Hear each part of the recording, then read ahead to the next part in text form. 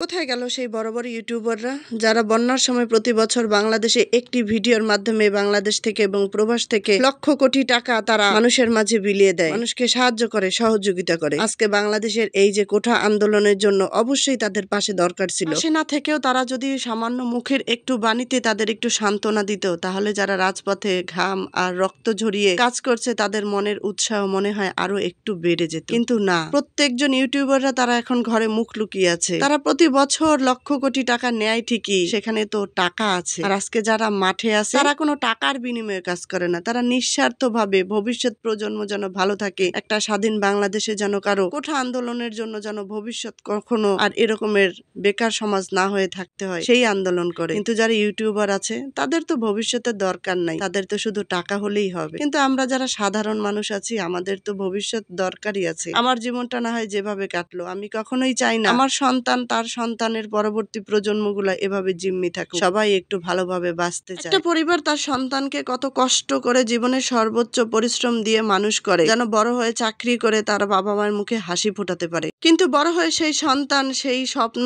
আর আশা পূরণ করতে পারে না, কারণ তার বাবা তার দাদা কেউ মুক্তিযোদ্ধা ছিল না। কোঠা না হয় বাদই দিলাম, এখানে পোষ্য কোঠা দেখেন। পোষ্য কোঠা হচ্ছে গিয়ে যদি পিতা চাকরি করে তাহলে তার সন্তানও চাকরি পাবে। অন্য মানুষগুলা কি বানের জোয়ারে ভাসছে আইছে? আজকে সেই এই যে আন্দোলনে আছে, এই আন্দোলনের মধ্যে কিন্তু কোনো ইউটিউবারকে দেখতে পাচ্ছি না। তাহলে তারা কোথায়? আজকে মুখ লুকিয়ে আছে। আগামীতেও কিন্তু বন্যা হবে।